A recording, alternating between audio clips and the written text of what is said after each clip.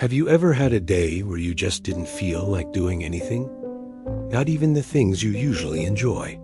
Not even getting out of bed, opening the curtains, or picking up the Bible that usually brings you comfort. It's not just tiredness. It's something deeper. A stillness that doesn't feel peaceful but heavy. A quiet that echoes too loudly inside. Some people call it apathy. Others describe it as sadness or even spiritual dryness.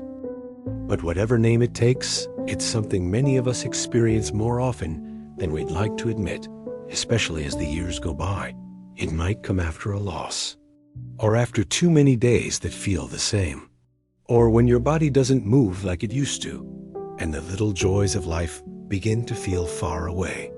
You're not angry, you're not crying, you're just there. And even prayer feels like too much effort. You whisper to God, but your heart feels silent. And in that silence, a question begins to form. Is something wrong with me?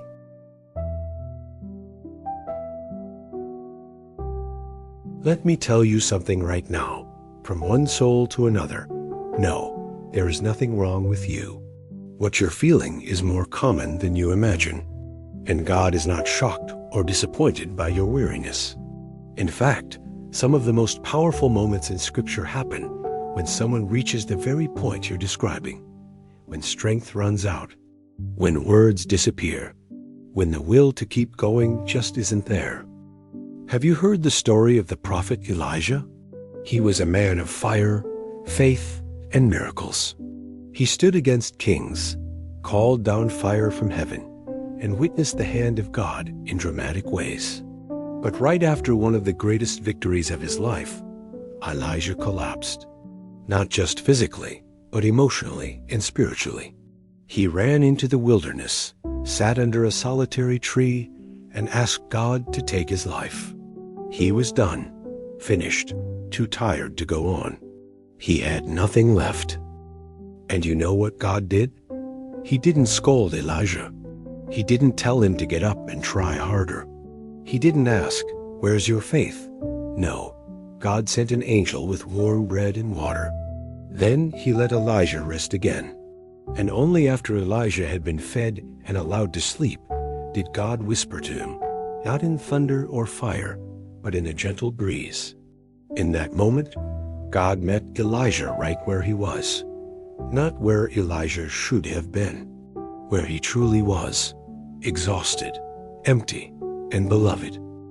If Elijah, a prophet of God, could reach a moment of not wanting to go on, then surely there's room for us too, in our human limits. God doesn't measure our worth by our productivity. He doesn't love us more when we're active or less when we're still. His grace meets us in both the mountain and the valley. And yes, even in that quiet, apathetic middle ground where nothing seems to move.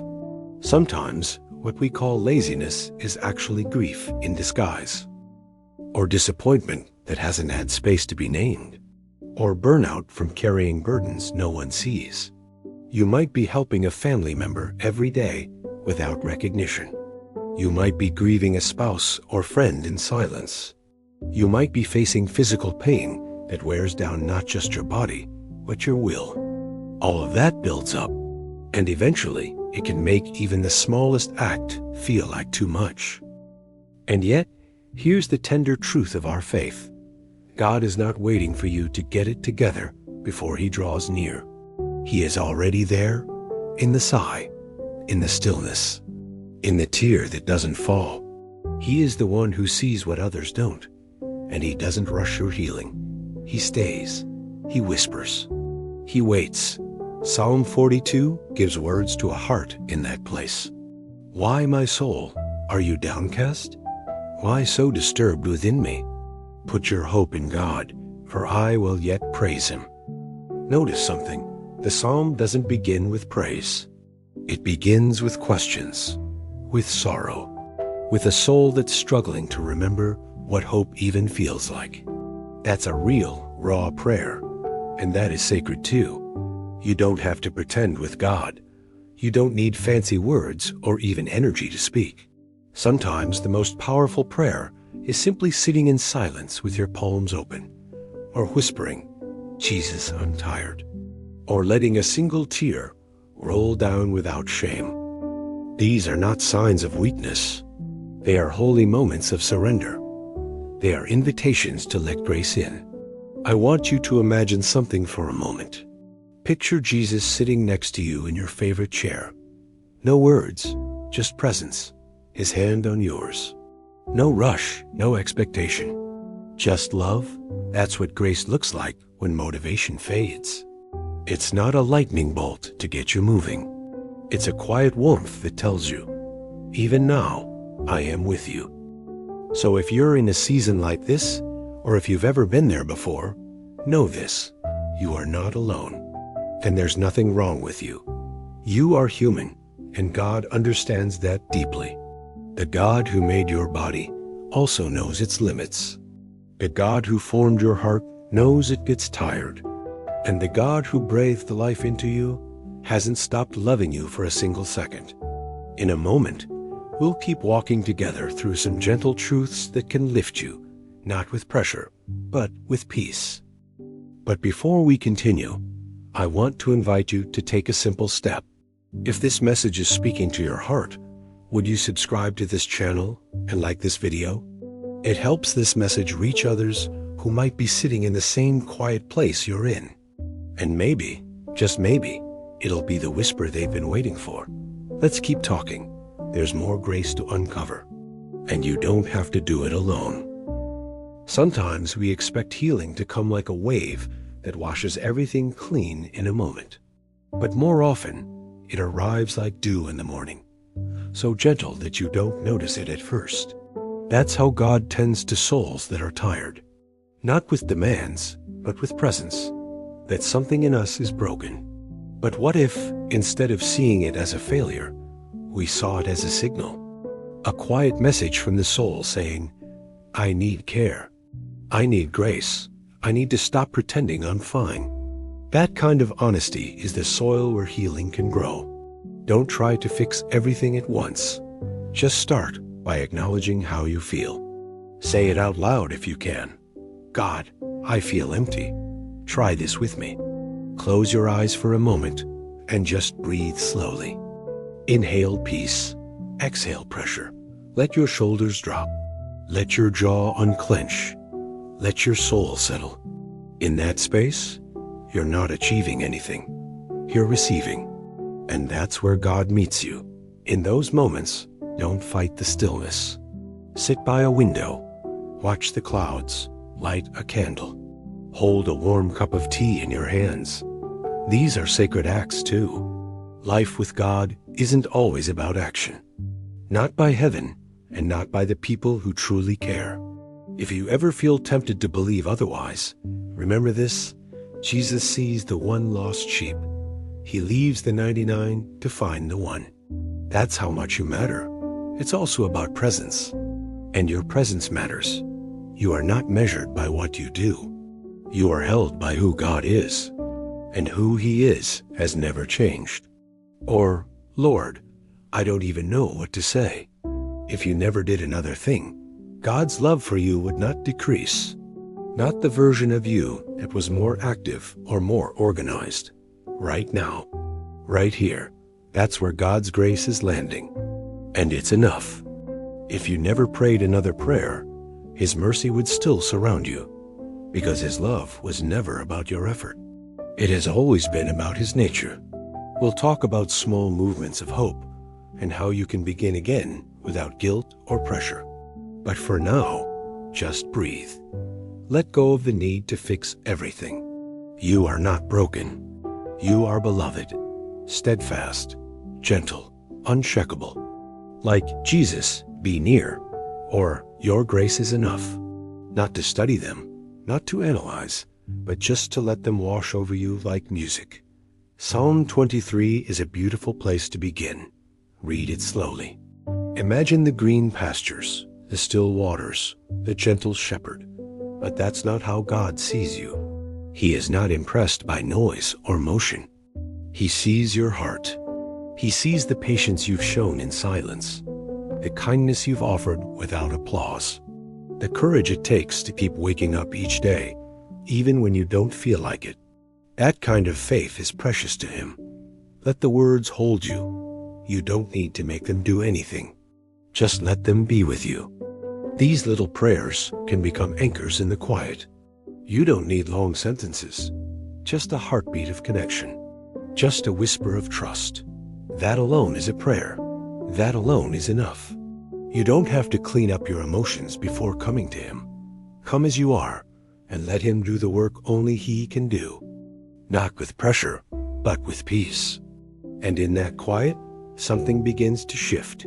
Not quickly, not loudly, but surely. One of the greatest misunderstandings we carry is that spiritual strength means constant activity. Not in the moments of fireworks or great clarity, but in the gentle nudges of God's presence. A memory that brings comfort.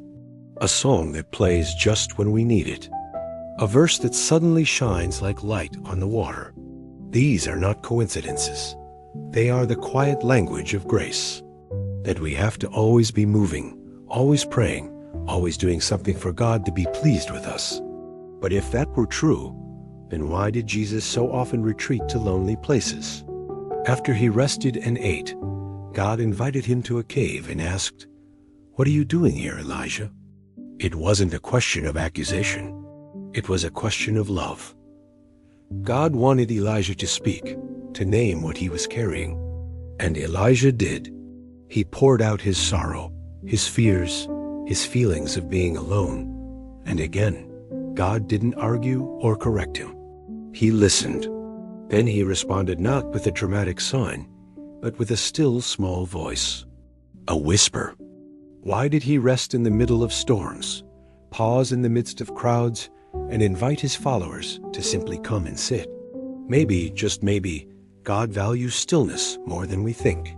Not as an escape, but as a sacred space where we meet him more honestly. When we lose motivation, it's tempting to believe we've failed somehow. Elijah's story continues in such a beautiful way. That whisper is where so many of us live. If you find yourself in a fog these days, unsure of what to do, I want to offer something simple. Sometimes the first step out of apathy is not a leap, but a breath. You might also try what some call breath prayers. Short, whispered phrases you repeat slowly. Another gentle practice is to return to familiar scriptures. Some days, even that feels too hard. That's okay too. If you live alone, or if your days feel especially quiet, you might be tempted to believe your life is becoming invisible.